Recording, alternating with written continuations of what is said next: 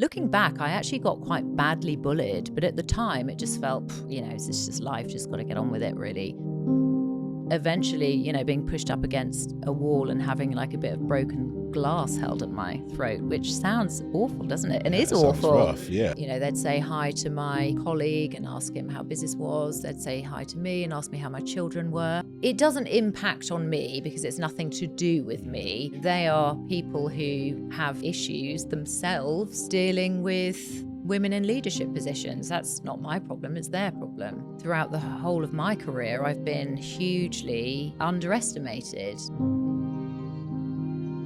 I still am underestimated, but nowadays I'm briefly underestimated. One thing that I advise people to do is chart their achievements at least once a year, even if it's just keeping your LinkedIn profile. Be clear on what your own story of success is. It's only when you sit down and list out your achievements that they become real, and the act of doing that actually gives you confidence. You can see people are getting drunker and drunker and drunker. They're people that are used to behaving inappropriately and quite successfully with their female population, usually much, much, much more junior, much younger people. That was part of the role. I'm talking probably only 5 years ago. But no doubt still happening to this very day and will happen. Absolutely, although being called out massively now. So this guest's earlier days were inspired by knowing you hold the ability to attain the things you really want through innovation and creativity. Facing challenges in her school days, she fought back and stood her ground. Encouraged at school to work in a shoe factory on the edge of Northampton town. In her earlier career, she experienced a fair share of disasters and took the self-imposed decision to improve her weak points faster. To have worn as many chief hats as hers, she must be a master of timing, poise, and planning. President of Dentsu Creative, we welcome in Rowan Manning. That's amazing. Welcome. Well done. Thank you so much. Thank you for having me. Ash has got many skills when it comes to That's words. wonderful. And it rhymed as well. that's yeah. it. As you promised. So we're going to unpack the story. How did you become president of Dentsu Creative and all the roles up until then? You are a specialist in business transformation, 27 years in the industry of digital content marketing, global digital content marketing. And you sit on the management board for the Content Marketing Association and also the Business Leaders Council at the charity Future Frontiers. Very busy. Very busy, yes. Lots of things to do. And you also apparently, as you described, others have described you as terrifyingly honest about female leadership, particularly imposter syndrome. Yeah, absolutely. I think the more that we talk about that, the better. Which we will get into. And just give us a quick synopsis of the companies you're involved with. Okay, so for the last couple of years, I have been at Dentsu. So Dentsu are a global business of about 65,000 people. We are on a mission to simplify everything about marketing. So we're taking about 166 brands globally and we're reducing them down to a small number of brands. So lots and lots of transformation. So I came in as a global CEO of a business called John Brown, who are editorially led content marketing. Nobody knows what that means. And my remit then expanded to run Gleam, which is a talent management agency, and Storylab, who are in entertainment. And I've recently moved into a new role as president of Dentsu Creative. So bringing, bless you, 9 creative agencies into one, essentially, one very highly simplified organization that's very, very easy to deal with. Amazing. Yeah. A lot on your hands. And just again, to give us some scale for people who don't know, Dentsu is an organization with revenues in the billions. This is a large global organization. It is, yes, it is absolutely. Enormous. Yeah, we have Japanese roots, and then have expanded across to take over the universe. It's very, very big, and with businesses like that, they're very, very complicated to work with. We always overcomplicate stuff for ourselves in marketing, and the idea is that we're simplifying it, humanizing it, and just making it make sense. So 2020, the middle of the pandemic, is when your journey at Dentsu begins. You come in as global CEO of John Brown. We'll get to that. Let's first go back. And this is the story of how you got there. Yeah. To do that, we need to go back to the start. Ash, please take us into where it all begins. So, Rowan, tell us about where your story began in your childhood. I had a really, really happy childhood, filled with love. I'm the middle of three sisters. My dad was a headmaster of a very underfunded school. My mum was a housewife. We didn't have huge amounts of money. Dad used to spend quite a lot of his own money, pouring it into the school and doing what was needed. So he'd spend the holidays, I don't know, buying wood to create shelving units for the classrooms and stuff like that. So the money he earned, he would, from the school, he'd put back into Yeah, the not school. all of it, obviously, because there's a family of 5. But Wow. yeah, he would, he was very passionate and, committed and involved. And, like all schools like that, they just don't have enough money. And he, like my mum, who's also very resourceful, he saw the challenges. My mum was really similar. She never saw a barrier to making something happen, essentially. So even when Dad was working during the week as a headmaster, he'd also, on Saturdays, he was a pool attendant to get some extra money. And back in the day when all of the interest rates went up to, I think they were 15% at one point, he spent some months going and literally digging up Christmas trees for cash as well. So he was working kind of 3 jobs. Mum was really, really busy with 3 kids.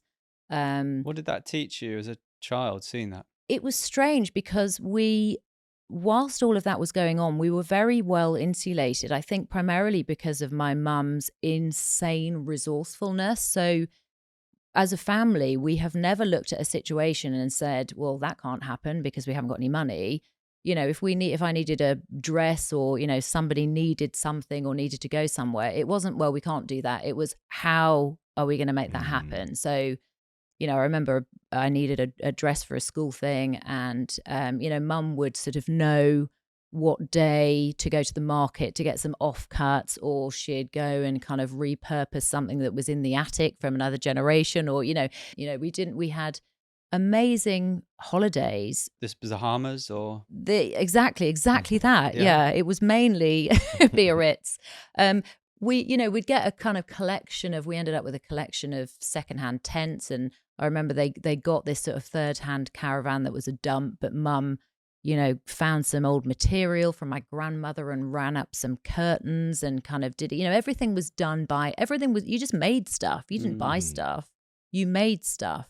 Our family don't really see barriers. We see stuff that we want to do, and we find a way of making it happen, which is brilliant training for turning around businesses without any investment. Yeah, that's what I was going to say. I'm sure that those early skills that you learn are directly transferable to the sort of things that you do now within your career. They really are. But it takes you a while to sort of work that out. You don't, when you're younger, you don't think, oh, this experience I've learned X, Y, and Z from it. It's only when I've been doing this for 27 years now, and it's only over the last few years that it's really struck me that was good training. It's just an upbringing. It's just, it was the 70s and it was the 80s. That's kind of how things were a little bit more back then. Brilliant. So where did you go to school? So I changed school. So I went to a very cute little village school with all the other little people from my village. And then, and that was a very, very happy time for me. And then my dad thought that he got the idea that his school was going to close. And when you're a headmaster, there aren't very many headmaster jobs of in course the, not. so you kind of have to uproot your family and move. So he his school actually was having fewer and fewer kids coming through the doors. And so we uprooted as a family and we moved from Stamford and we moved to Northamptonshire, which was an area we didn't really know that much about. And we moved and I went to senior school there. And that was a completely different experience for me. For one thing, I had the choice between going to my father's school, which was local, or going to basically the nearest school, which was quite a long way away from where we lived. So it entailed getting up really early in the morning, traveling for quite a long way on a bus. But that was much better than, you don't want to be a kid in your dad's school, basically. That's going to be tough. Yeah, that would be really That's always tough. going to be tough. Particularly as I was a bit exuberant as a kid as well, and probably would have got into trouble, which wouldn't have been great for my dad. And I could just see disasters were heading Did he my want you way. to go there? He gave me the choice. Looking back, I don't know whether he did. I mean, it's a really good question that I haven't thought about before. He gave me the choice and I chose not to go. So I ended up at this school, which I was with all the kids, every day, but they were all very, very local to that school and they would hang out every evening. And I wouldn't. I'd be on the bus and back. And so I had sort of friends from where I lived and then my school friends. I had the odd sleepover, but I didn't actually hang out in the same way that everybody else did. So it was kind of weird because it made me feel a little bit like an outsider. They'd all been, through the same school, so they'd all known each other for a long time. And I just couldn't participate in the same way that everybody else could. And I felt very different. I probably was very different. And I didn't have a great experience there. I didn't feel like I was having a bad experience, but I got looking back, I actually got quite badly bullied. But at the time, it just felt, it's just life, just got to get on with it, really. I've always had quite a positive outlook on life. So what kind of bullying was going on? I mean, I think the problem is that they thought I was up myself. I think I thought I was something special. They thought I was posh. I didn't think I was posh at all. I'm not posh. But quite, sometimes quite physical bullying, which looking back, if my daughter was going through now what I went through for a period of time, I'd be really concerned. I mean, stuff like eventually, being pushed up against a wall and having like a bit of broken glass held at my throat, which sounds awful, doesn't it? And it is awful. Extreme. Yeah, it is really awful. extreme. It is not awful. Just names or, occasional whatever, throwing a bit of food at you. This is a piece of glass that is against your throat. What's going through in your mind when that's happening? It's really frightening. It's just really frightening because I wanted to, fit in and have friends, and like I did at my first school. And I didn't, I did have some friends, but it was really this group of kids that just didn't like me. They just, I was new, I was different. And, they just decided, maybe looking back, I was probably a threat. I was a bit naughty at that school as well, which probably could have come across as being a bit of an attention seeker. Maybe I was a bit of an attention seeker. Well, how did you deal with it? Was it emotionally taxing on you at the time? I did cope with it for quite a long time, and then all of a sudden I just decided that I'd had enough and one day just physically fought back. Quite well, actually. Quite proud of Set myself. the scene. What happened? So they come to you and so there's a lot of shoving and blah blah blah, and it did culminate in this glass incident, and just something inside me just decided that I'd had enough. And I actually did hit this girl really hard. I'm not sure if I should be sharing this, but I actually did hit this girl really hard and screamed in her face. And, with I can remember now, proper, I was really, I'd had it. I just decided that was it. I was furious that I'd had enough. So you'd gone in that day like, that's it. this is not happening No, I anymore. hadn't. No, they'd just really wound me up all day. You know, I think it was after lunch. They'd wound me up all day. I think they'd shoved me or something. There's something physical. I can't quite. It wasn't as bad as the broken glass, but I think they'd shoved me. There's, you know, it just sort of builds up over time, and all of a sudden, I just inside me, I've had it. This is it. This is not happening anymore. And I sort of knew that the way to stop this was to just physically fight back, especially. And I thought it was important to do that. I mean, this is not a planned thing. I just thought in that second, I'm going to get her. I'm going to get her in front of her friends. And I had just the instinct that would take her power away a little bit. I wouldn't describe it as that at that point. It was an instinctive thing. You know, I might have thought then I'm going to embarrass her or something, but now I just, you know, I took her power away and I just hit her. I just hit her really hard in the face. And did it work? It totally worked. It totally. What happened after I wouldn't that? advise it, but it's not a leadership lesson. But it totally worked because I embarrassed her, and she didn't fight back. She just sort of ran off and cried. She cried in front of everybody, and I think because she cried in front of everybody, that took her power away, and also I wasn't frightened of her anymore. You know, the power dynamic shifted in that moment. And I wasn't frightened of her anymore. And also the brilliant thing was, her name was Michelle. I won't tell you her surname. But everyone was she was the hated girl. Everybody was frightened of her. And I had a little heroic moment because everybody was terrified of her because she's a bit violent. She's a bit nuts. So I had a little moment whereby I basically fought the school bully, which was awesome. So I went from being, you know, the outsider, the one that was bullied, to the one that had actually done something about the school bully. And obviously it's school, so it's 5 seconds. But for 5 seconds, I was a bit of a hero. How did that change how people treated you after that? You know, I think you see somebody stand up for themselves and you know that they are the kind of person that stands up for themselves. And I went from somebody who didn't stand up for themselves to someone who did. And so it's good spectator sport, right? So if somebody is being bullied, a lot of people always gather around to watch. At school, it's the Midlands, you have to make your own fun. As you know. Yeah. I resonate with that story there because I had a similar experience when I was in lower school, as it was called then, of just standing up to the bullies and the name callers. That rage I resonate with, just saying, I'm not having this anymore. Fists were balled. I'm going to shout at you. I'm going to do whatever. Yeah. And then from there, it stopped again. It neutralized the situation. And things changed from then on.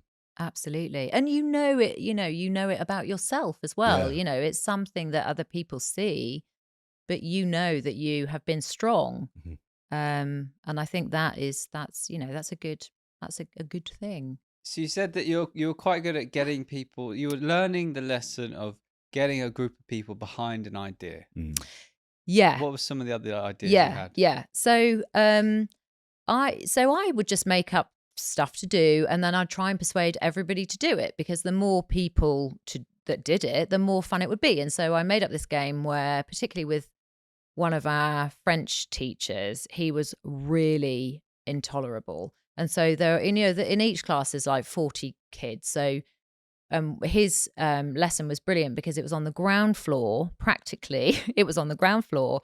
There were 2 doors that came in, and there were lots of windows. So I made up this game whereby one by one, the whole class, when his back would be turned, had to jump out the window, run around the school, which would involve running past the window and not being seen, and then running around, coming in one of the doors, coming like quite close to where he would be standing, and then popping back up at their desk again. Brilliant game. It's a really good game. It's a really good much game. Fun. Yeah, I 100% would have been in. But you had to get everybody to do it, because the fun thing was making the kids who were only half in do it, because that was really, because they were bad and they'd get caught basically. So we were really good at it. So we'd sprint around because we'd done it a million times. And then we reprised that game when I started. This is jumping ahead a bit, but just as an aside, we reprised that game in my first job in London, where I got the whole department to do it. I wasn't in charge of the department at the time.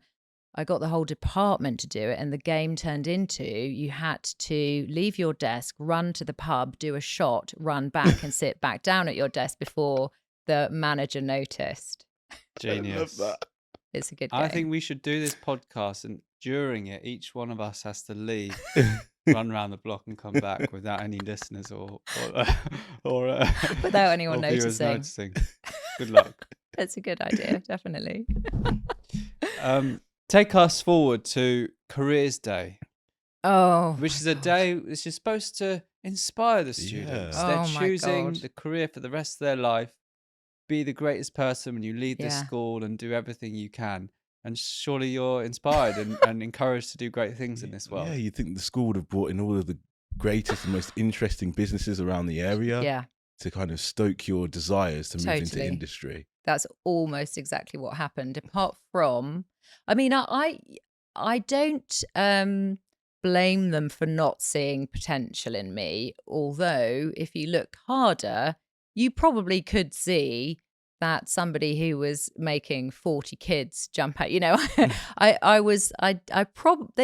they may have been able to see sort of leadership potential. Looking back, I look at that now and go, I made 40 kids do something that some of them wanted to do and some of them didn't want to do, but they all really enjoyed it. And, you know, it actually all worked out okay. But so we had Careers Week, and as part of Careers Week, we had I think they called him a careers counsellor that came in and saw every kid in the school, and I went in, and my teacher was there and the careers counsellor was there. So it was my turn. I went in, and at that point I really I knew what I wanted to do. I wanted to be a lawyer. I specifically wanted to be a barrister. And so I did the test, and it said that I should be, I don't know, a shopkeeper or something. It had like 5 different careers in it. So it was very unlikely that you're going to be any of those. And then I said, well, you know, I know that it says that, but I actually want to be a barrister. So it'd be great to talk about how to make that happen. And I saw, and I can remember this now because it had such a huge impact on the rest of my life. The careers counsellor, when I said that to the careers counsellor, she made eye contact with my teacher, and my teacher literally went like this. And the careers counsellor went, right, okay, that's great, okay. So anyway, so thanks anybody for your just time. listening, by the way, what did you just do? Oh, sorry. That's fine. So almost imperceptible shake of the head I see. directed to the careers counsellor. Good Mhm. point. This is audio. And so I was essentially herded with, you know, probably about 80% of the rest of my year group into the school hall, and nobody had any idea what was happening. And what they were doing is they were separating off the kids with potential and having deeper conversations with them and being sort of helpful about, you know, developing their potential. And then the losers were basically herded into the school hall, and I was one of those people. And we all were we weren't briefed or anything. We were just told to go and sit in the school hall. And there was a stage in the school hall. And on the stage, there was 2 guys and a woman. And what I discovered was called a clicking machine. So at that point, we were living in Northamptonshire, and it's a very big traditional shoe factory area. Lots and lots of shoe factories. And there was one very close to our school.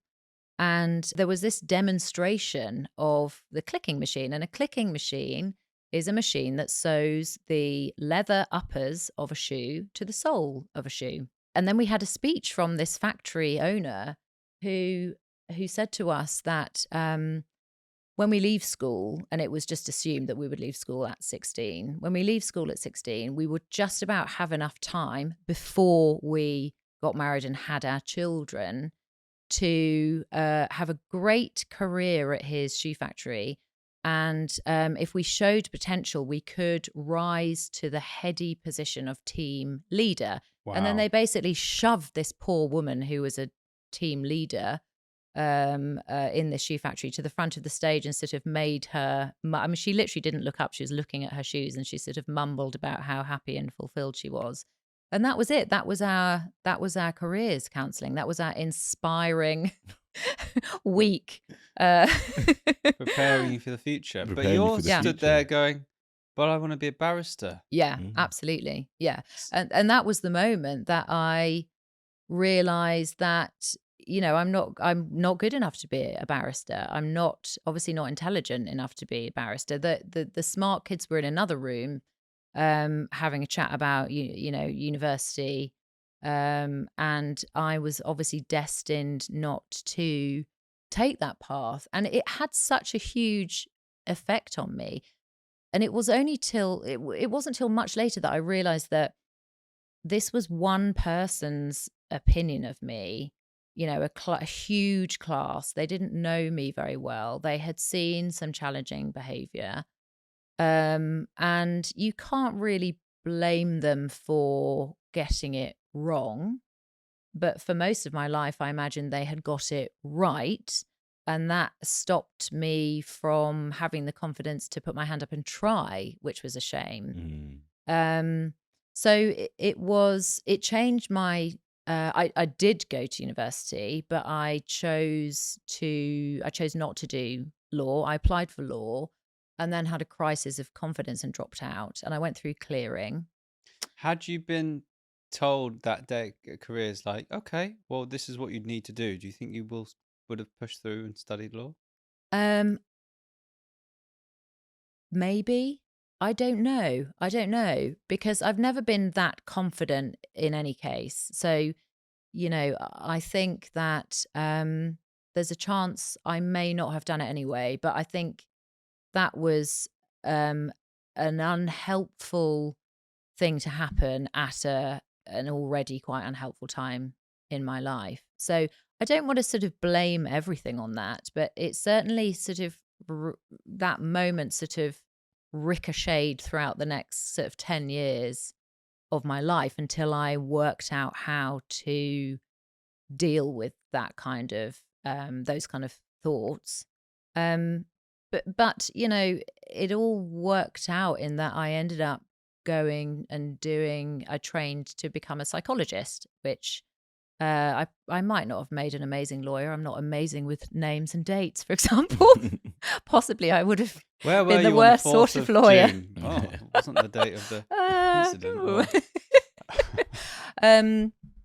So I ended up doing a psychology degree, and I wanted to be a psychologist. And actually, you know, if I'd ended up doing law, I probably wouldn't have found my sort of home, my work home, in terms of what I do now. So, but I think I've got here despite that, rather than because of that, Yeah. essentially. So then you graduate from university. Next step is to step out into the big wide world. Yeah. What were your next steps from graduation? Well, that didn't work out so well because so I loved university. I made a brilliant group of friends and I planned to go traveling with my best friend, Sarah. And we were going to take a year off and go traveling. So Sarah, happily for her, sadly for me, fell madly in love. And the choice ended up being so it was us two going traveling. The choice ended up being the three of us go traveling, 2 people madly in love plus me. That does not sound fun. Yeah, I came to the same conclusion that does not sound fun for them, apart from anything else, but also for me.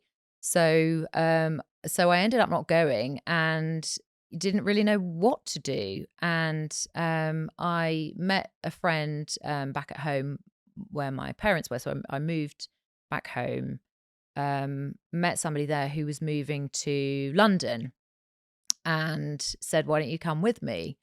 I didn't know her that well. And so I did. I just thought, well, okay, why not? I may as well move to London. And, didn't have any much. She found a flat. We shared a flat with a really funny paparazzi photographer. So I moved to London, did a bit of work being a paparazzi photographer assistant for a while, which was very fun, and got a job selling advertising into print magazines, so print glossy women's magazines, and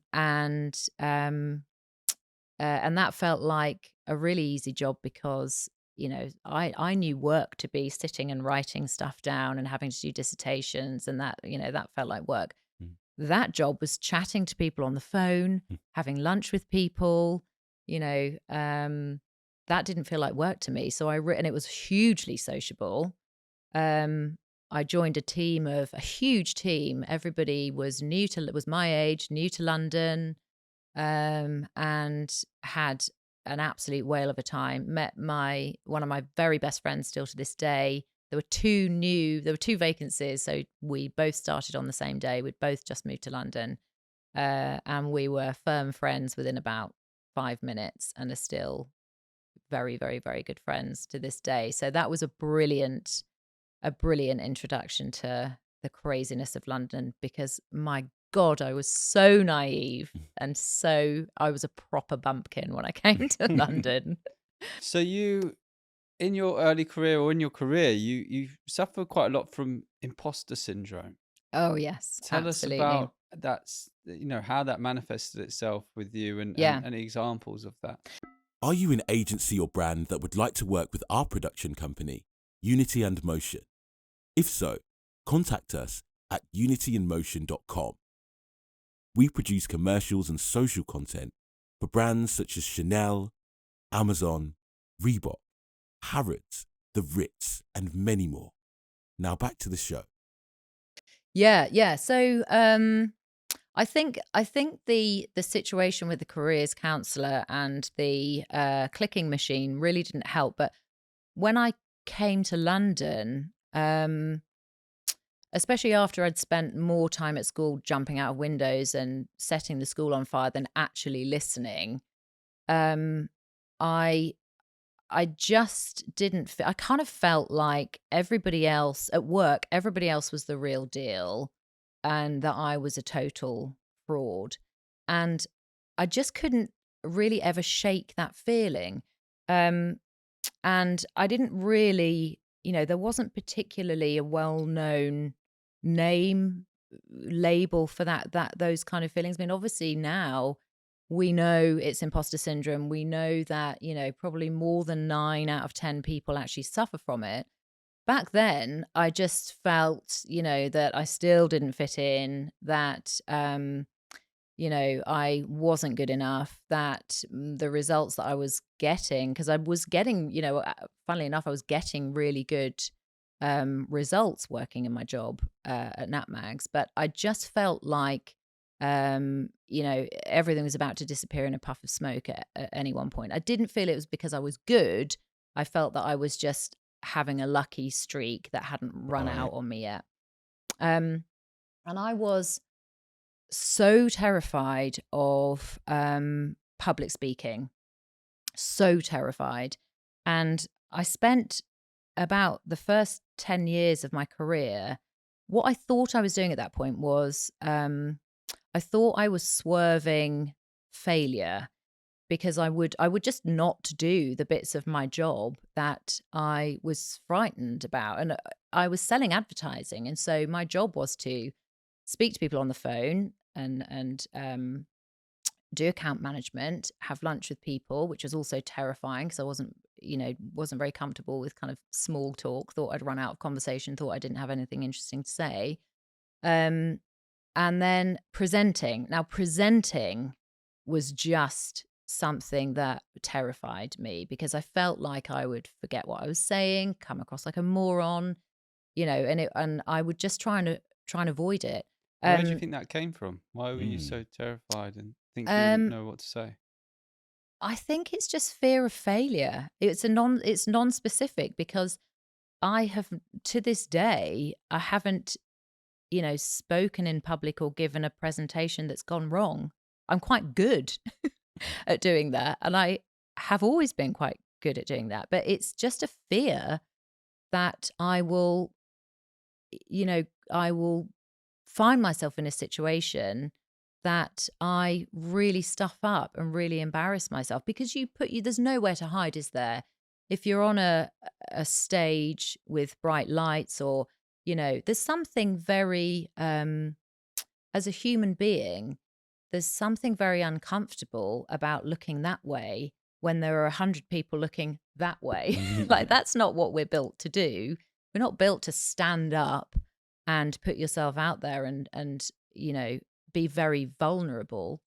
Um, Do you think this is something I've thought about? So at school, when you were being your exuberant self, mm, would you be paying attention to what was being taught at the class? And if you were asked a question, do you think you would know the answer?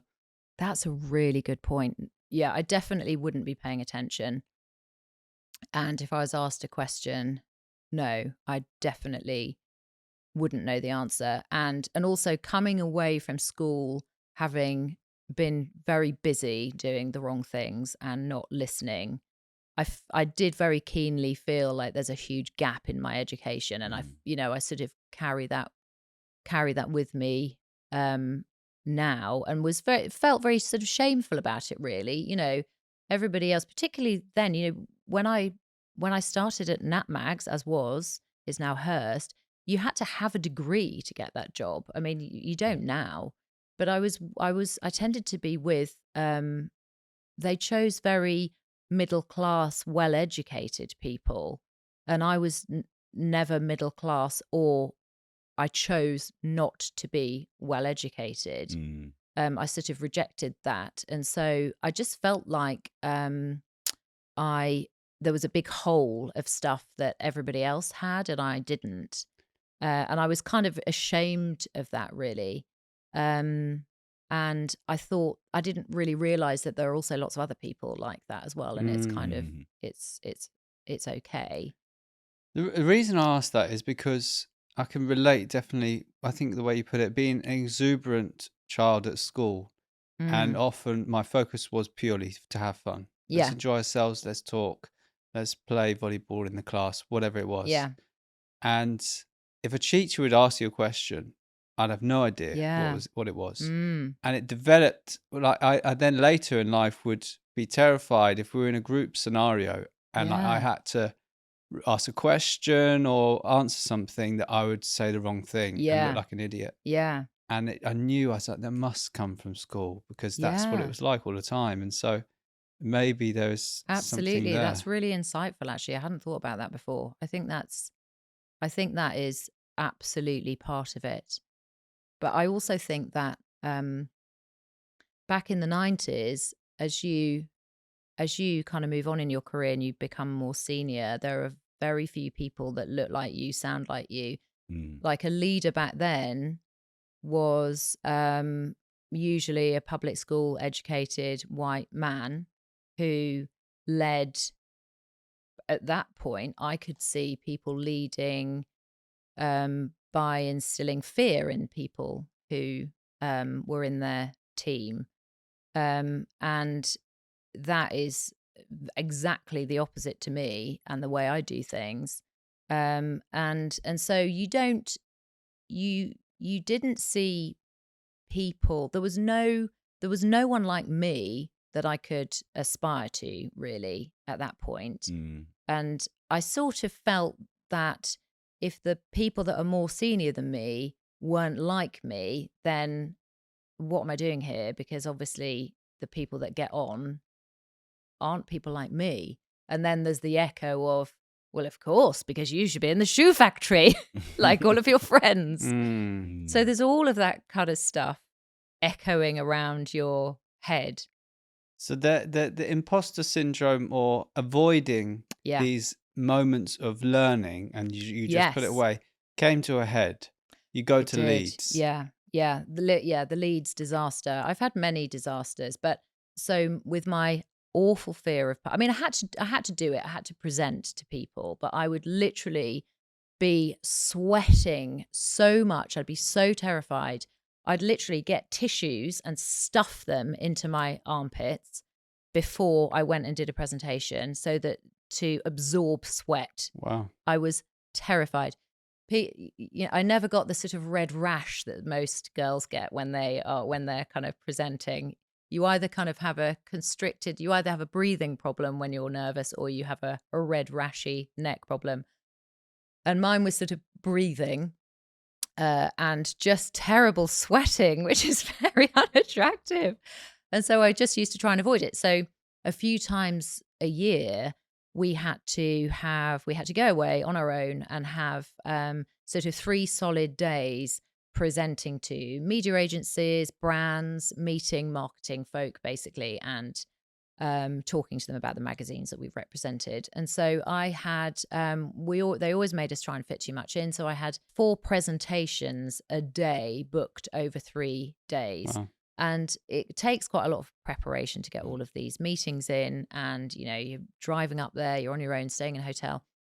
And I was very young. And how much did they, like, let's say on average, what kind of deal sizes were you closing, and what was it worth to the company, this trip? Probably, I mean, print advertising used to be worth a hell of a lot. I mean, it wouldn't be unusual to make £1 million an issue. So it's quite, Wow. it was very big business back then. And I worked for Cosmopolitan magazine, which was, this is pre-social media. That was the way to communicate to young women. And it was a really cool job as well. If you went and said you work for Cosmo, then everyone would be like, ooh. So it was a big deal relatively at that point. And so there are at least hundreds of thousands on the line with these meetings you got lined up, if not millions. I'd been not looking forward to this trip. There are probably 4 a year, so I'd had plenty of time to dread it. And I just built it up in my mind. And I drove all the way up to Leeds. I was in the hotel the night before, and I just wound myself up to the extent that I just didn't sleep that night at all. What were you doing to wind yourself up? What was going on? Just turning it all out. I just thought, I'm going to fail. I'm going to up. I'm not going to do this. I'm going to look like an idiot. I'm going to, I'm going to make a fool of myself. I'm going to get found out. It's going to be a disaster. And I'm going to go home with my tail between my legs. Which sounds probably get fired. Extreme and ridiculous, but this is what goes on in people's heads. Absolutely. And this is like 2 o'clock in the morning terrors as well, when nothing makes sense at 2 o'clock in the morning. So I sort of didn't really sleep all night. And then I was sort of sitting there early in the morning, and I just thought, I just can't do this. I literally cannot do this.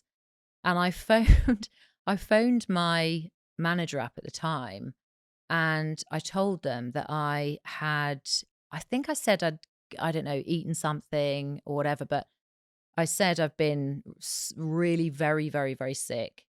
And it was very frowned on to be sick at that point. So, if you rang in sick, your manager would be angry with you, kind of thing. And so I rang in sick, and I basically, aborted that whole trip. I didn't do any of the meetings, and I just couldn't. I just reached a set. I just couldn't do it. I couldn't do it. I didn't want to. There was nothing in me that was going to go to those meetings, do those presentations. And so I had to stay in the hotel room for that day because I was pretending to be sick. So obviously I couldn't drive myself home. And I stayed there as long as I had to for appearances. And then, what were you doing though? Were you relieved or thinking? I was really relieved and happy for about an hour. And then I was like, oh, this is not solving the problem, is it? Right. It's making, a problem a much bigger problem. You're avoiding dealing with it. Yeah. Well, in my mind, I was I was swerving failure. But actually what I was doing was removing any chance of success, of course. Yeah. You know, I was creating failure by swerving, by trying to swerve failure. I was failing. And so I had a very long drive home from Leeds that night. With yourself, as you, It's you. me, myself, and I. Me, myself, and I. This is Yeah. Leeds to London, right? Leeds to London. that's a long It's a drive. long drive. It's a long drive in a bad frame of mind. And I just thought, I can't carry on like this. And I had two choices. I had to basically leave the industry and find something I could do tucked away, like a backroom job. At that point, I just thought, I want to do a job where I never have to speak to anybody. A shoe factory. Yeah. Yes! The echoes of the shoe Do factory. you know, I always wonder what return. would have happened if I'd gone to that shoe factory. Maybe I'd have ended up running the place. Yeah, perhaps. But that was the day when I just had to either take some chances or just choose to do something else. And there's always been something ambitious about me, not for myself, but I want to do cool things, make cool things, invent stuff. I want to make cool things happen. And that doesn't really fit with doing a sort of quiet backroom job. And anyway, I didn't know what that would be. You know, I had no idea. I only fell into what I was doing. I had no plan, no goals whatsoever. But I happened to be good at what I was doing. And I had a meeting with my manager who happened to say that I was one of the best people that they had at what I did. And that gave me a little bit of confidence. And I just thought, I didn't think deeply about it. I just thought, I've got to put my hand up. I've got to take some chances. And really, if I fail, then I will be failing having tried. You know, it's like that. There's a quote that has been really important to me that really sums it up, and it's a Canadian ice hockey player called Wayne Gretzky. One of the greatest ice hockey players. We've been told by Beth Friedman that it's important to clarify. Oh yes, I did talk about that because is... Beth was on the panel with me. Yes, and so we talked about him. I know him only because I like the quote. She knows him through his sporting achievements. It's a really important quote, and it's you miss 100% of the shots you don't take, and that is just sums it all up. Because I was missing every shot. I was not taking any shots, and it was time that I started to take the shots and try. And I quickly saw that it was, so much less painful than trying to avoid. And throwing yourself into it is really the only way. And it's not like that magically solved all of my self-made issues, but it was definitely the path to moving in the right direction, to making progress, and to feeling that it's okay it's more than okay to be uncomfortable. It's necessary to be uncomfortable, because if you're not uncomfortable, generally you're not progressing, you're not developing, and you're not learning. Yeah, I think that's a great learning there. That if you're not uncomfortable, if everything's too easy, you need to move to the next level. Yeah, absolutely. So next, there's a few themes in your career that we'd like to explore a little bit that you shared with us. And the first one being with the work you do as turnaround work. Explain a bit about that.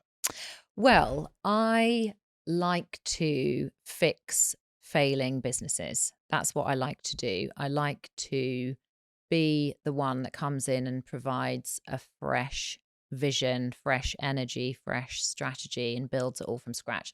And I think the reason I like doing that originally, actually, now I've thought about it, is because if you go into a business that's failing, it's not possible to back it up.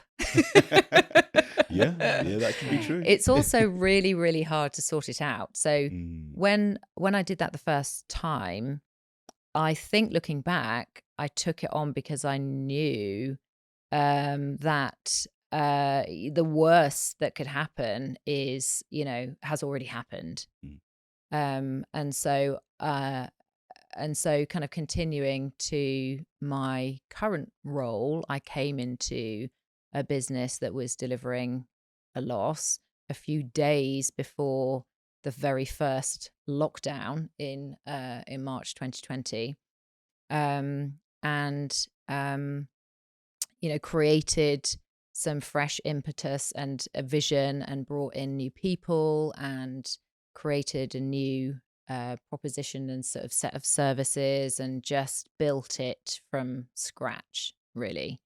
And I find that really interesting, and I find it really satisfying. So, but fixing broken stuff is very, very satisfying to me. So if you were to share a guide of critical things that must be done to turn a business around for anybody going into a similar role, or maybe they're at a company that is heading south and they want to go back up, what would you say are those critical things that you've seen to work very well? So I think it's very difficult to give a one size fits all answer. But what I have noticed from the work I've done over the last decade or so is that when a business is failing, there's usually a big disconnect between the leadership and the people. There's usually a strategy that has been written purely top down, without proper consultation from the people who really know, who are the people doing the work. So it's always, at the end of the day, reinvigorating a business is always going to be matching up, what the demand is with what you're supplying, of course. But usually there is a deep-seated cultural issue in any business that isn't working. And there is usually this disconnect between the people and the leadership, because the people always have the answer. If you go into a business that isn't working, you want to know why it's not working, sit down with everybody and ask them, because they are the experts in their areas, and ask them what their challenges are. What's your process for that? What if you to break it down of how you do that? Do you spend an hour with everybody? What kind of questions do you ask them? I think it's finding out what people's personal challenges are. I feel very strongly that leadership roles are, of course, you have to provide a really strong vision, and strong sort of guidance in terms of direction. You have to make the decisions. What makes a strong vision? One thing that I have always had is a very instinctive vision of how things should be. And I think that part of that is ideological. And going back to my psychology degree, when I finished my psychology degree, moved to London, got my first job, and brought that experience of psychology behavior with me, and then looked at how work was set up, it wasn't set up particularly well for the humans that are at work. It's just seemed to me to be sort of nonsensical. So I'm very ideological about providing an environment where doing things differently, providing an environment where people can come in and we can release potential. And I think that leadership is about providing an environment where people are secure, where you can reduce their level of fear, because as I know from myself, fear is the thing that holds people back. And if you can make people feel comfortable and confident, they will deliver more. If you've got 100 people delivering 10% more than they used to deliver, that's quite a lot of progress that you have made happen. So I think that it's the role of leaders. Of course, you have to have a vision as to where you're trying to get to. But the role of a good leader is to enable people. It's to understand what people are going through and remove their barriers to progress. In terms of a vision, I think that a lot of it comes from experience and is quite instinctive. And I always, way before I knew how to express myself, I mean, the first sort of 10 years of your career, you have to learn how to express yourself in senior management speak. Because otherwise, for the first few years of my career, I knew what was going wrong. I knew what I thought we should do, but I couldn't express myself with enough clarity using language that people would listen to actually land those messages. So you spend, when you become a senior manager, you sort of get to a stage where you learn how to speak management consultancy and senior management. And then you spend the second half of your career undoing that so that you can speak to people as humans, so that actually that kind of management consultant marketing bollocks isn't a barrier to you conveying your message to people. It's about treating people as human beings and communicating with people as human beings. So give us an example. What would you used to say before learning to speak, and then what is management speak? And so people get an example of what they need to learn if they're going to communicate to the right people. It's just it's just the language of business, isn't it? It's, there's a specific language in any industry. It varies industry by industry, of course, but there's a definite language of business. And my personal view is that jargon and any sort of jargon, any sort of industry language can very much get in the way of communicating a message from a person to a person.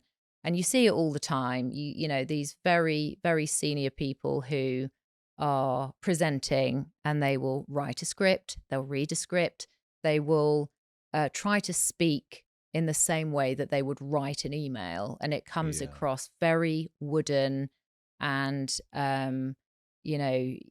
you listen to it and your mind goes to, what does that mean? So you spend more time converting what they're saying into English so that you can understand it, which means that there's a delay in cognition.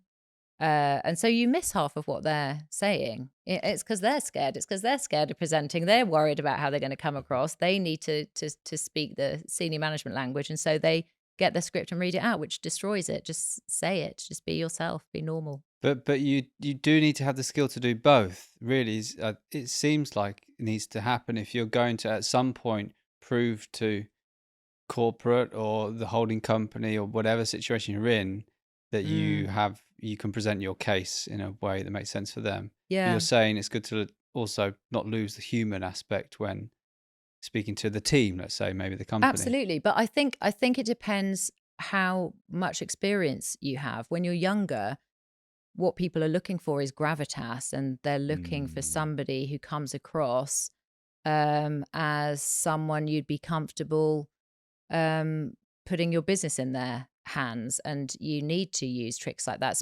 especially, I have to say, if you are a female leader, because throughout the whole of my career, I've been hugely underestimated, and still am. I still am underestimated, but nowadays I'm briefly underestimated because, within 10 minutes of meeting me, usually people will, if they have underestimated me, then they'll usually change their minds, because I do know what I'm talking about. How do you change their minds? Through being good at what I do. I'm very lucky in some ways, because my successes and failures can be written on a graph, right? Because they're commercial. I will take on a business and it will be losing money. And then 2 years later, the business I'm in at the moment is the fastest growing agency at Dentsu. We've grown 50% in 2 years. So that's a huge accomplishment. Yeah. And when you say fastest growing company in Dentsu, we're talking about how many companies? in the UK. So UK. we have three. Well, we're reducing to 6 businesses, and actually now 5 businesses worldwide. So certainly in the UK, 50% growth in a couple of years is very, very good. It's huge. Yeah. What would a normal Massive. growth be? It depends. It Mhm. very much depends, but that's a chunk. Yeah. Yes. So, but I mean, one thing that I advise people to do is to chart their achievements at least once a year, even if it's just keeping your LinkedIn profile up to date. Write your own, be clear on what your own story of success is, because it's only when you sit down and list out your achievements that they become real, and the act of doing that actually gives you confidence. I think it's a really good thing to do. But with what I do, there are lots of data measures in place. So lots of KPIs. So I can point to numbers and say, well, it was here and now it's here. It's not like some people like what I do and some people don't like what I do. And it's, and there's a different sort of measure.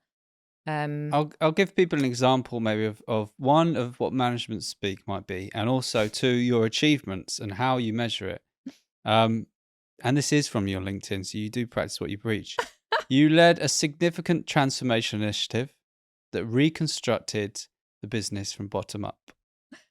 This led to the most significant shift in earnings before tax that the business done. had seen for over a decade. Ooh. With a transformed cost base and new business conversion rate rising from 22% to 92% Whoa. in a year. Yeah. I mean, that's a really good example of management speak, isn't it? Mm. But and that- also a great example of the numbers don't lie. Yeah. The work that you do in businesses, and it's there on paper, as you said, you can plot it Yeah. out on a graph. And you said to us that, did this start to help manage with this imposter syndrome? Because you yourself also can't look at that graph and go, I don't know what I'm doing. Because clearly you do. You've got a proven track record of turning businesses around. Yeah, exactly that. Grey Matter's new business tip for today. Know your numbers. Many people make assumptions about their new business progress, but often emotions and memory can skew these conclusions. Use your CRM to track where your opportunities come from, how many you get, their value, what percentage of them convert, and the timelines involved. Grey Matters is a straight-talking business development consultancy that empowers agencies to position, market, and sell themselves for new business success. That is exactly that. And I think that I've done this for too long now. You reach a point whereby, you look at the numbers and you go, that I'm not, I am good at what you can't look at that evidence and go, I'm going to fail next Wednesday. It's all been a it's been a 27-year run of good luck, if it is good luck. So you do reach a point where you look at the evidence. Again, though, do you think it comes back to school where you're one of the 80% that gets pushed over to go, she's not a high performer. She's let's put her in the factory. And that stays with you for life. And maybe that happens for a lot of people. Yeah, exactly. I think so. And I think that also, the sort of path to, my daughter shared a drawing with me the other day. And they'd done this at school, and it was a chart, and the chart was called The Path to Success. And the point is that everybody expects the path to success to be a straight line that goes from the bottom left-hand side of the chart to the top right side of the chart. And the path to success is just a really messy squiggle like spaghetti. And that is so true. Everybody has a different path, a different journey. And it's not like if you're going to be successful, you are successful from the beginning. It comes really easy. You never make any mistakes. You're lauded as, the next big thing from day one, and you breeze through having a whale of a time. That is probably success in a film, but it isn't success in real life. In real life, you ricochet from one disaster to another. it's muddling through, really, and actually, nobody really sets out to be. If you're a psycho, you might set out to be a CEO. If you set out to be a CEO, you usually would become a bad CEO. But I think it's just recognizing that the path to success is made of wiggly spaghetti and isn't just a series of amazing successes. No, it's cliche, but it is from the failures, the mistakes, where you spend 2-3 days on your own or day in a 2 days hotel room. Success looks like 2 days crying in a Leeds hotel room. There we go. That is the definition of success. But if I hadn't done that, I wouldn't, that's part of success, because, I wouldn't have progressed without that. It's just a series. And that's why I'm really keen to make sure that, people are clear that in order to run a successful business, it's about making everybody comfortable. Because, so Wendy, our global CEO, has got a sign behind her desk that says, "What would you do if you weren't afraid?" And I love that. And I used to call that working like you've won the lottery, which is a rubbish example because nobody would work if they won the lottery. But, working like you've got nothing to lose. Nobody really, very lucky people are in a position whereby they have such emotional safety at work, where they take enough chances to really progress and to develop. That doesn't happen very often. And I'm really obsessed with making sure that we're creating an environment where people are more likely to succeed. It's as simple as that. And that isn't, frightening people. It's about making sure that they feel comfortable, feel confident, and, pick people that you think are able to progress and develop and, make more, be more, grow, and trust them and nurture them, and just spend a lot of time removing their own personal barriers. Because if you remove everybody's personal barriers, then all of a sudden you've solved all of the problems within a business. Love that. You've inspired a metaphor, which Ash is the king of metaphors. So you're going to tell me if this works or not about success. But it's a bit like a trampoline. So you go into it, and if you dive into it, you might get a load of things wrong, and you go downhill. Yeah. But then that downhill, that dark place, that difficult moment, the things that go wrong, the talk that goes, you forget your lines, whatever, it teaches you so much in that moment that you can actually spring up and then succeed. Yeah. Whereas if you go into something lightly and don't want to, push yourself too much, you're not going to bounce on the trampoline if you don't jump into it and get in there. And it's the same with success. You've got to just go into those difficult places, and that's where the growth happens. It's risk and reward, isn't there? And there isn't usually reward without risk. I always say to my daughter, we talk about success a lot, and what it is and what it means. And I always say to her, the only thing that you have to remember about success is the only difference between successful people and, let's say, unsuccessful people are the successful people didn't give up. So that true. is it. Yeah. There's literally that, because 99% of people stop at some point before they reach their goals for millions and millions of different reasons. But that is the only difference. So working as a woman in a leadership position, what kind of challenges did you experience within your career, be this within the workplace or in more social settings around this? I think things are getting better now, but I've had a very long career over nearly 3 decades. And so culturally, leadership and leaders have changed massively in the time I've been at work. But when I was younger in leadership positions, you just got treated very, very differently to men in leadership positions. What would happen? Any examples? there'd be an assumption, lots of assumptions made. So I remember, I was the only one not invited to a pitch, for example, and I queried why, because it was something that in my role should have been at that pitch, but I wasn't invited to the pitch. It was a very long flight to get there. Would have been 3 nights away from home. And I did query why I wasn't invited to the pitch. And the answer was that they made the assumption, they sort of laughed jokingly, said they made the assumption that I would need to stay at home and look after my guinea pig or something. So obviously that was referencing the fact that I was had a kid, and they thought I wouldn't want to leave the kid. I didn't want to leave. No one wants to leave their kid. But it's not something that stops you from going to do a pitch, because it's my responsibility. Well, it was very frustrating, and it made me view that set of people differently. It made me think less of them.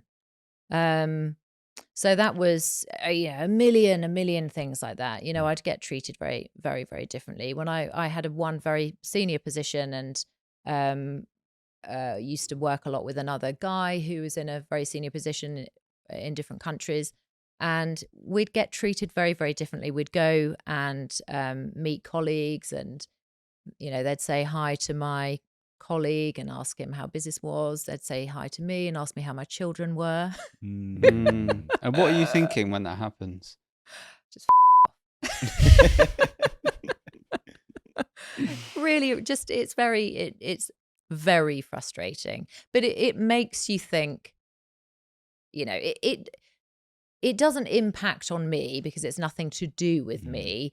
They are people who have issues themselves dealing with women in leadership positions. That's not my problem, it's their problem. But it's very frustrating. And you get the most challenging thing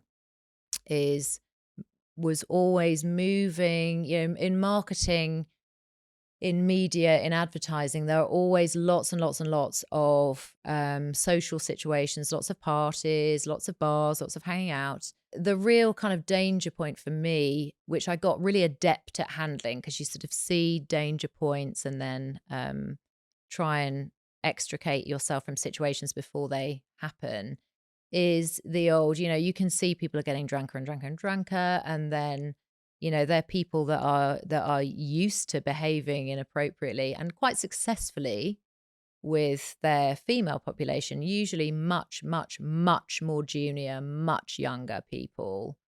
And the most dangerous situation, which you get adept at handling, is because there's no professional way of turning someone down, right? Because the moment that situation happens, you reject somebody, and there's no way of saving face for them in that relationship, because in effect they are being humiliated. And usually it would be it's always somebody older and much more senior, much more powerful. Someone who can hire you, fire you, promote you. Absolutely. But that was part of the role back in the day. I mean, this was going back some. I mean, not too far back. I'm talking probably only 5 years ago, which is crazy. Wow. So recent past. But no doubt still happening to this very day, and will happen. Absolutely. Although being called out massively now. I think people are much more frightened of going there now, because there isn't the safety and security in their position, in their power. I mean, after Me Too, you'd be much, much more concerned about going there. But what's your advice? Still goes on. Yeah, what are your advice or your tips for someone who could be finding themselves in these kind of environments and situations? Yeah, I think that nowadays it's much more about speaking out. I think there's a lot more safety and security in speaking out than there was for me when I was in my 20s and 30s. Because speaking out then meant, casting your career aside. you could choose between calling somebody out and, continuing your career at that business, because, they would move if a more senior guy had an affair with a more junior woman, they'd just pay off the woman. Nowadays, there are so many more safety nets in place and so many more sort of internal initiatives, employment laws. People are protected, but still it does happen. So it's not the responsibility of the victim, really, in these circumstances to prevent it from happening. It's never a bad thing to recognize when it is happening so that you can protect yourself. But now it is much more about having the confidence to actually speak out, because, if that person is directing that unwanted attention at one person, then they're not going to be the only person that it's directed at. So it's about stamping it out nowadays. But there wasn't that option in my day at all. So you had to handle things very carefully and as a team quite a lot of the time. Scary. There's another, it doesn't end there. As a mother, you experienced the challenges with presenteeism. Yeah. I mean, back in the day, you had to spend a lot of time in your chair at work. It wasn't really much about what you delivered. Well, it was, but you couldn't be ace at your job and just do the 8 hours. You had to really be there early, be seen to be working hard all day, and then you'd have to stay on in the evening as well. We used to have a rota for who would leave first, because you would get passive aggressive behavior from your manager if you were the first person to leave. So we'd take it in turns to be the first person to leave. Wow. In a rota system, which they never really realized.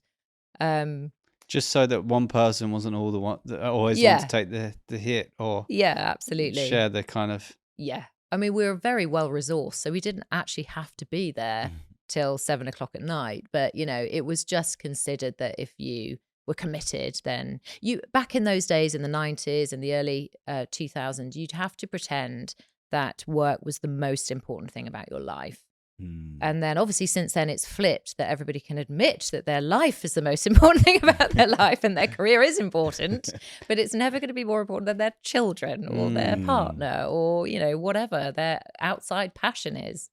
But no, that was my boss back then, an amazing woman called Nadia Dawson, sort of showed me how to be a mother at work. And she, she's super cool, very confident. And she would just come in and say, right, I've got children now, so I am leaving at 5:30 on the dot every day. I'm generally in early, but this is how I'm going to approach it. Whereas a lot of people just sort of snuck around, making up excuses as to why they had to leave on time to go to the nursery to pick the kids up. Oh. But yeah, it was different back then. Absolutely. It was, if you wanted to get on in your career and, create a leadership position for yourself, then you had to be able to be as flexible as a guy who was going to be in that position. And generally at that point, they would have a wife at home and didn't have all of those additional responsibilities. So it was a real sort of muddle trying to do everything at that point. What advice would you have for anybody who maybe is still going through similar things, their mother or expecting a child? Even thinking about having children, but feeling anxious that, they may lose their position. Yeah, absolutely. I think just talking about it is a really good place to start. I've always kind of had the mindset that it's kind of a decision-making process in my mind. I always think about looking back at my life and putting things into two buckets. Stuff I might be uncomfortable, but I won't regret, and stuff that I definitely will regret. There's a load of stuff that we all worry about, all day, every day today that bothers us today. But even in 2 jobs' time, we won't care about that. We won't care about what our existing manager thinks of us when we get a new manager. That's not an enduring concern. And I think it's about working out, it's about having integrity, being true and honest to what you think are the most important things in life, and making decisions around those, I think. Because you're never going to regret you're never going to regret missing something at work, but you are going to regret missing something at school, for example. So look back as if you're making these decisions in years to come, and make sure that you don't make decisions that you will regret. And I'd also say, if you're working at an organization that doesn't put your interests, that doesn't care about your interests enough to want you to be a present parent, or to, have other interests in your life, you're probably at the wrong business. Why would you spend your life working for a business that doesn't have you at the heart of its concern? Speaking of business, coming back to your business successes, which are many and strong, let's go to, so yes, as you said, a month before the country goes into lockdown, you're made global CEO of John Brown. Within the first 10 months, the business celebrated a return to strong organic growth. You doubled the new business target. You tripled profitability year on year, and swept the board at the 2020 International Content Marketing Awards. Yeah. How did you do this? What was the critical That's a big things to those successes that again, you can't, the numbers don't lie. Yeah. So I was lucky with that one, because I knew what the challenges were with this business, and I had got quite a lot of experience in solving those challenges. I mean, all of the challenges boiled down into a few different buckets. There are, in any business, you've got challenges that relate to people. You've got challenges that relate to the product or service that you're selling. You've got challenges that relate to profit, which would be growth, operations, all of that kind of stuff. And it all boils down into those 3 buckets. You've got to obviously link up the supply and demand. You've got to make sure that what you're selling is something that is in demand from the clients that you want to sell it to. So it's all really, really basic stuff. But I think, like I was saying at the top end of this conversation, I think you do it by getting a bunch of people on board with your vision. I think it's really important that your vision is strong enough to say that you want to change the face of something. So whether it's changing the face of the industry, making the world a better place, there has to be a meaningful goal within there that people can get excited about and gather around. And I think it's really important that you translate your business goals into something that people can understand, for one thing. So that's communicating with people as if they're human beings. You've got to translate those business goals down to something that people can get on board with, that's going to deliver some personal benefit to them. So you've got to think about the sort of macro strategy. You've got to make sure that you're creating something that you can monetize. Of course, it's a business. So you've got to make sure that there's demand for what you're doing. But the most important thing is actually translating what that business is there to do down, so that every single person in that business understands what they are going to get out of it.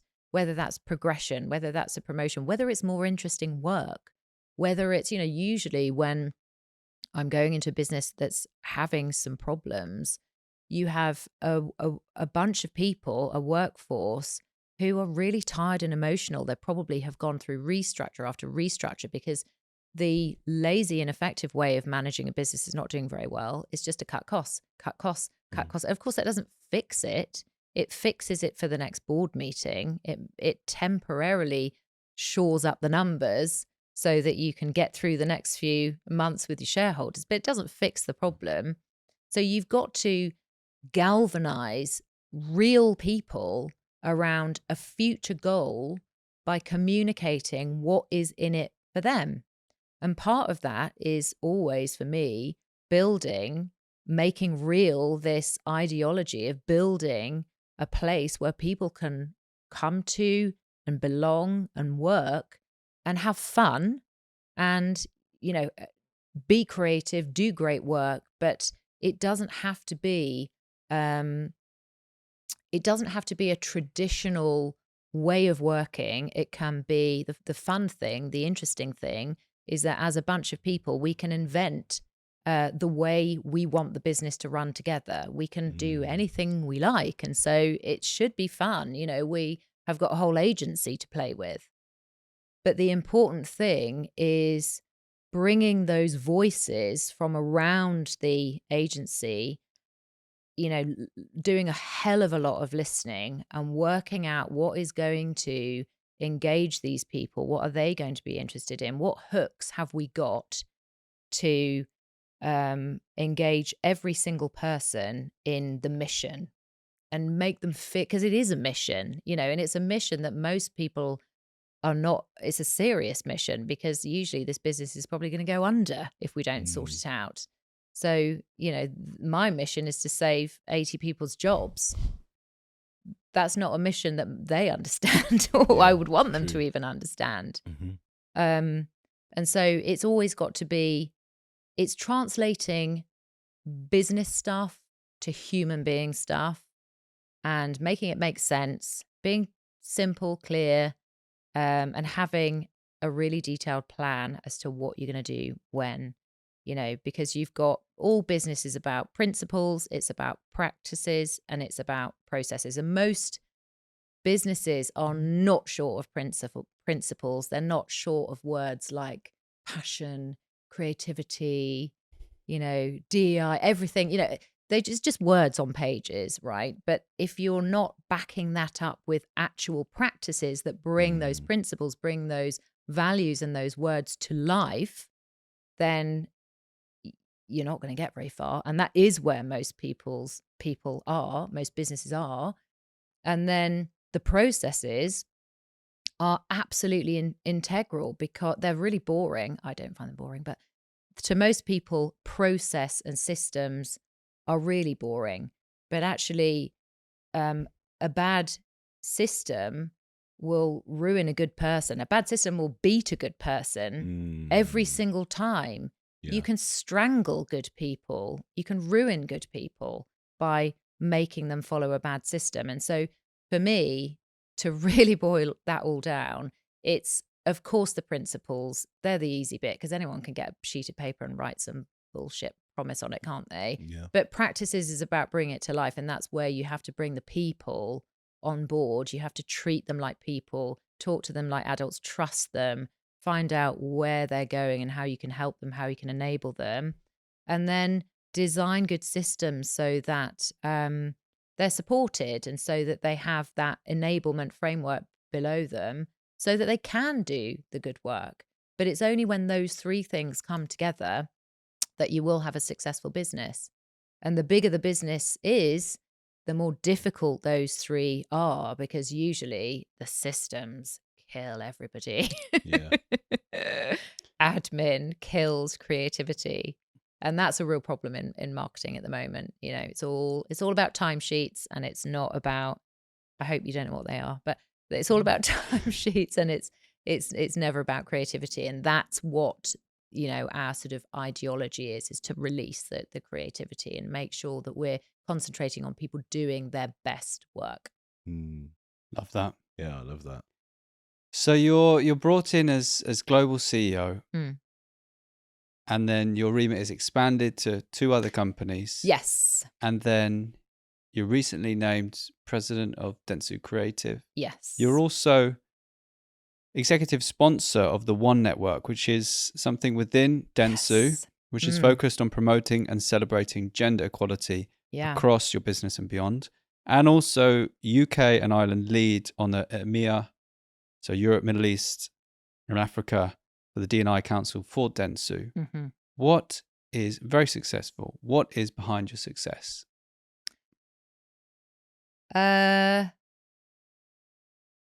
Honesty and a sense of humour. And a core of steel. I think, I don't know what's behind my success. What would you A say? series of not quite fucking things up. Mhm. I think, I think with people who have reached a modicum of success, you have to have an instinctive belief in your own vision. You have to have a belief that your vision is the right one. I think that you have to be, there's a peculiar mix, I think, and some of that is a character trait.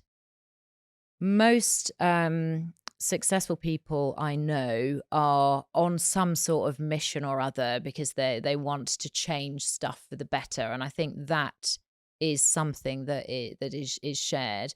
Most successful people I know are resolutely positive about their ability to get there.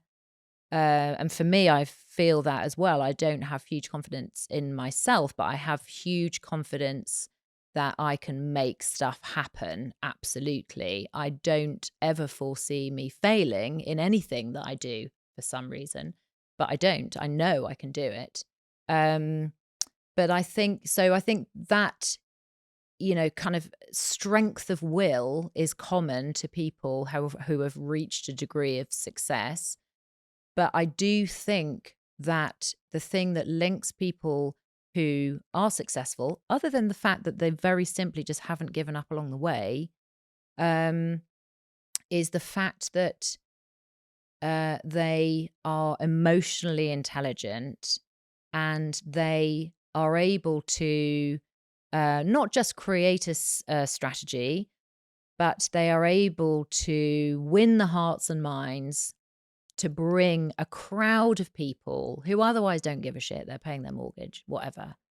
Bring all of those people along with them to change the way they think and change the way they behave. And I think it's translating that strength of belief in terms of what you're here to do, the positive belief that you are 100% going to get there. You're translating that into human language and human relationships, and you're building a little bridge to every single person in that business to enable you to just hook them all on one by one to what you're doing. And I think that must be about emotional intelligence and communication, because you've got to be able to communicate well. Ironically, from my absolute, self-belief in the beginning that I was terrible at communicating, I've turned out to be good at communicating. I've turned out to be good at finding out what makes people tick and finding out how I can get them getting in with that person so that I can take them along for the ride. And also the other thing is, God, make it fun, for God's sake, make it fun for people. I'm not saying that everybody should spend all day jumping out of windows and running back in the doors, but we are in marketing. Some of the reason we're in marketing is because it's fun. It's meant to be fun. It's less fun than it used to be. And I think we have to try to make sure, at every meeting I do, we always have 5 minutes of inane chat and silliness or whatever. And it's those 5 minutes at the beginning that make the rest of it worthwhile. Just coming together as people and having a laugh and not taking it too seriously. We can't really do anything that's going to make the world a worse place. We've got a really big opportunity to make it a bigger place, but there's no real way of failing. It's marketing. Love it. Yeah. We like to close our shows with us sharing drawing out the lessons from your life. Okay. In a summary. Ashley, would you like to go first? Okay, I've got a few from yours and a few different takings away, I think one, it's a bit of a side one, but one, teachers have a great responsibility to not have perceived perceptions about their students, because as we've all been able to look back at your story to see that how that can affect someone. I think the second point is that getting out of that comfort zone. They say there's a phrase, eating a frog for breakfast. Yes. Where you get that big thing that's there that you don't want to do, that you're terrified of, do it. And once you'll feel better for it. We've all been there at the side of a pool and we've dipped our toe in and it's freezing cold. The only way to get through it is to just jump in, immerse yourself. Absolutely. And then you realize it's not that bad. Yeah, get that hand up. Yeah. And then I would also say the last one, that human connection. Because for someone going into work, if they're not motivated, it's literally just work. I'm fulfilling a role. I'm doing what I've been told. If you can connect those people to something that's bigger than themselves, something that they can believe in, they have a drive to go to work. They have a drive to do better. They have a drive for success of themselves and everyone around them. And I think that's a really, really key thing in building a strong organization or getting to really effective outcomes. Absolutely. Very well summed up. I'll share my perspective too. I think what you've done to generate tens of millions of pounds for the companies that you've worked with and helped turn around are the same skills. And what you're talking about your summary there about how you do it and about what's behind your success is the same skills you had at school. Bringing everybody together, sharing the vision. The vision today is we're all going to run around this school and get back in and teacher's not going to notice. Getting people behind that, being willing to, break the rules, not do things in the conformist way, and just bringing fun to things has, really great skills at business, and you've been a very successful person in business, and the school doesn't necessarily always see that, and you're a great example for anybody who didn't have a great time at school, that did struggle, that rather than being applauded for or their skills being elevated, let's say, or developed, were sent out the room. You're someone who's gone there and has still achieved. So anybody who's been through that can look at you and go, okay, it's still possible. And actually, a lot of things I do are great. And anybody suffering, imposter syndrome at any stage of their career can go, okay, let me actually look at the numbers. What have I actually done for this company? Yeah. They don't lie. Maybe let me talk about that to my manager or someone and start to get that confidence back in them. And that just helps you grow even more. So I think your story is a great one for anybody in those circumstances to see that, be yourself, and do great things. Yeah, absolutely. Be yourself. That's a very good note to end on because, we don't all have to be Alan Sugar. And with that, this is how you became president of Dentsu Creative. El Presidente. And many other achievements. Thank you for sharing. Yes, thank you so much for having me. Pleasure.